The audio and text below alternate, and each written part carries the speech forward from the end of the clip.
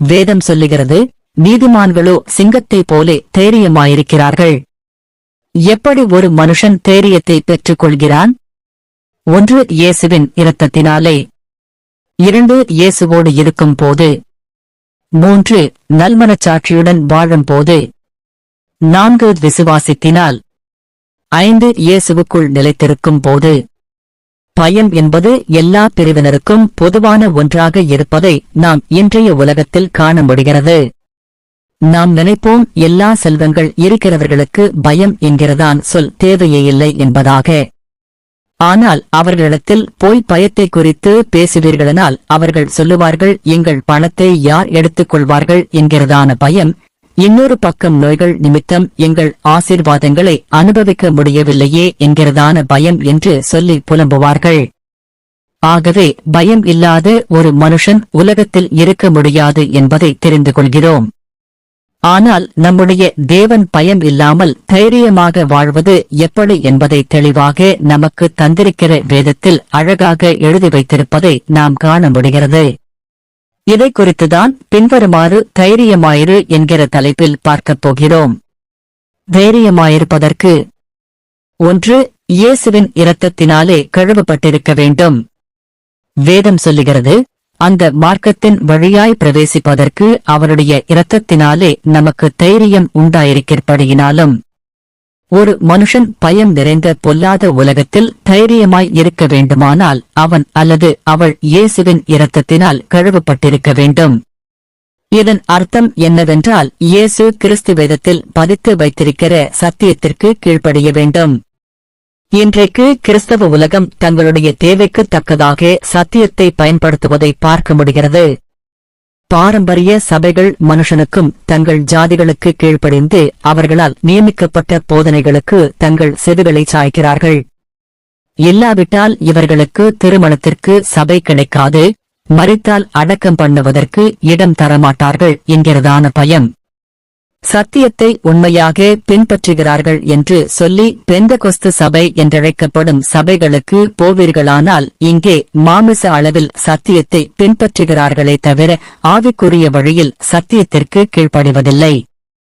பணம் சம்பாதிப்பதற்காக நியாயப்பிரமாணத்தை போதிப்பார்கள். சபையில் ஆட்களை சேர்ப்பதற்காக புதிய ஏற்பாட்டு சத்தியத்தை பின்பற்றுவார்கள். இப்படியிருந்தால் பயம் எப்படி நம்மை விட்டு போகும்? எனக்கு பிரியமான ஜனங்களே, உலகத்தை பார்க்காமல் இயேசுவை மாத்திரம் பாருங்கள். அப்பொழுது இந்த உலகத்தை குறித்ததான பயம் நம்மை விட்டு போய்விடும். 2 இயேசுவோடு இருக்கும் போது. வேதம் சொல்லுகிறது, பேதுருவும் யோவானும் பேசுகிற தைரியத்தை அவர்கள் கண்டு அவர்கள் படிப்பறியாதவர்களென்றும் பேதைமையுள்ளவர்களென்றும் அறிந்தபடியினால் ஆச்சரியப்பட்டு அவர்கள் இயேசுவுடனே கூட இருந்தவர்களென்றும் அறிந்து கொண்டார்கள். சீஷர்களுடன் இயேசு கிறிஸ்து 3.5 ஆண்டுகள் இருந்தார். அந்த நாட்களில் அவர்களுக்கு எதை குறித்தும் பயம் இல்லாமல் இருந்தது. ஏனென்றால் எல்லாவற்றையும் இயேசு பார்த்துக் கொண்டார். இதிலிருந்து என்ன தெரிகிறது என்றால், இயேசு இவர்களுக்கு பாதுகாப்பான அரணாக இருந்தார் என்று அறிய முடிகிறது. ஆனால் இன்றைக்கு இயேசுவுக்கு இவர்களுக்கும் இடைவெளி வந்ததோ, அந்த நாளில் இருந்து இவர்களுக்குள் பயத்தைக் கொண்டு வருகிற பிசாசு நுழைந்து விட்டதை பார்க்க முடிகிறது. நம் எல்லாருக்கும் தெரியும், சிலுவைப் பாடுகளின் நிமித்தம் இயேசு சீஷர்களை விட்டு பிரிந்து போகும் சூழ்நிலை உருவானது. அப்பொழுது என்ன நடந்தது? பேதுரு இயேசுவுக்காக மரிக்கவும் தயார் என்று சொன்னவர் இப்பொழுது பயத்து நிமித்தம் இயேசுவை 3 முறை மறுதலித்ததை பார்க்க முடிகிறது. ஒரு காலகட்டத்தில் எல்லா சீஷர்களும் பயத்து நிமித்தம் இயேசுவை தனியே விட்டுவிட்டு ஓடிப்போனார்கள். இன்றைக்கு நாமும் கூட அநேக நேரங்களில் இந்த உலகத்தில் உள்ள அழிந்து போகிற காரியங்களுக்காக மறுதலிக்கிறோம். காரணம், ஆவிக்குரிய சத்தியத்தில் இயேசுவை மறுதலிப்பதன் காரணமாகவே என்பதை உணர முடிகிறது. ஆகவே இயேசுவை பிடித்துக் கொள்ளுங்கள், பயம் நம்மை விட்டு தானாகவே போய்விடும்.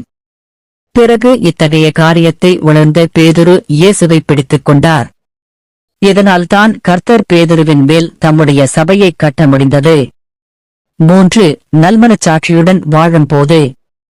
வேதம் சொல்லுகிறது, பிரியமானவர்களே, நம்முடைய இருதயம் நம்மை குற்றவாளிகள் என்று தீர்க்காதிருந்தால் நாம் தேவனிடத்தில் தைரியம் கொண்டிருந்து சிலர் இப்படியாக சொல்லுவார்கள், அவன் பாதி வயதில் இறப்பதற்கு காரணம் அவனுடைய குற்றமனச்சாட்சித்தான் ஆகும் என்பார்கள்.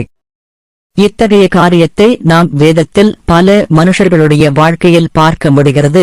வனாந்தரத்தில் தாவீது தனக்கும் தன்னுடைய ஊழியக்காரர்களுக்கும் தேவையான உணவை சேகரிக்கும்படியாக நாபால் என்கிறதான மனுஷனுடைய வீட்டிற்கு தாவீது தன்னுடைய ஊழியக்காரர்களை அனுப்புகிறான். இந்த தாவீது ஒரு காலகட்டத்தில் நாபாலின் ஆடு மாடுகளுக்கும் அவருடைய ஊழியக்காரர்களுக்கும் வனாந்தரத்தில் பாதுகாப்பு கொடுத்தவர்கள். ஆனால் குடிபோதையில் இருந்த நாபால் தன்னிடத்தில் உதவி கேட்டு வந்த தாவீதின் ஊழியக்காரர்களை அவமானப்படுத்தி அனுப்பிவிட்டான். இத்தகைய காரியங்களை குடிபோதையில் இருந்து வெளிவந்த நாபால் கேள்விப்பட்ட போது பயந்து குற்ற மனச்சாட்சியின் நிமித்தம் கர்த்தரால் அடிக்கப்பட்டு மரித்துப் போனதை நாம் பார்க்க முடிகிறது. இத்தகைய சம்பவத்தை 1 சாமுவேல் 25ஆம் அதிகாரத்தில் வாசிக்க முடிகிறது. சாமுவேல் தீர்க்கதரிசி தன்னுடைய மரணத்தை குறித்து பயப்படாமல் அதை தைரியமாக எதிர்கொண்டதற்கு காரணம் அவர் கடைசி வரைக்கும் கர்த்தருடைய ஊழியத்தில் நல்மனச்சாட்சியுடன் நடந்து கொண்டார். 4 விசுவாசத்தினால் தைரியம் கிடைக்கிறது. அவரை இயேசு கிறிஸ்துவை பற்றும் விசுவாசித்தால் அவருக்குள் நமக்கு தைரியமும் திட நம்பிக்கையோடே தேவனிடத்தில் சேரும் சிலாக்கியமும் உண்டாயிருக்கிறது. ஒரு மனுஷன் தன்னுடைய மகனை குணப்படுத்தும்படியாக இயேசுவிடம் வருகிறான். இயேசுவை பார்த்து சொல்லுகிறான், ஆண்டவரே, என்னுடைய மகன் குணம் அடைய வேண்டும் என்பதாக. அதற்கு இயேசு சொன்ன பதில், விசுவாசமுள்ளவனாயிரு, அப்பொழுது உன்னுடைய மகன் சொஸ்தமடைவான். இதை கேட்ட அந்த மனுஷன் சொன்ன பதில், ஆண்டவரே, என்னுடைய விசுவாசத்திற்கு தடையாக இருக்கிற அவிசுவாசம் என்னை விட்டு நீங்கும்படி உதவி செய்ய வேண்டும். ஏனென்றால் அந்த அவிசுவாசம் அவனுக்குள்ளே பயத்தை கொண்டு வந்து சந்தேகத்தை உருவாக்குகிறது என்று நாம் இந்த சம்பவத்திலிருந்து புரிந்து கொள்ள முடிகிறது. உடனே இயேசு அவனை விசுவாசத்தினால் பலப்படுத்தி தன்னுடைய மகன் குணமாகுவான் என்கிறதான தைரியத்தை கொடுத்தார். இத்தகைய சம்பவத்தை நாம் மார்க்கு 9ஆம் அதிகாரத்தில் பார்க்கலாம். வேதம் சொல்லுகிறது, விசுவாசிக்கிறவனுக்கு எல்லாம் கூடும். 5 இயேசுவுக்குள் நிலைத்திருக்கும் போது.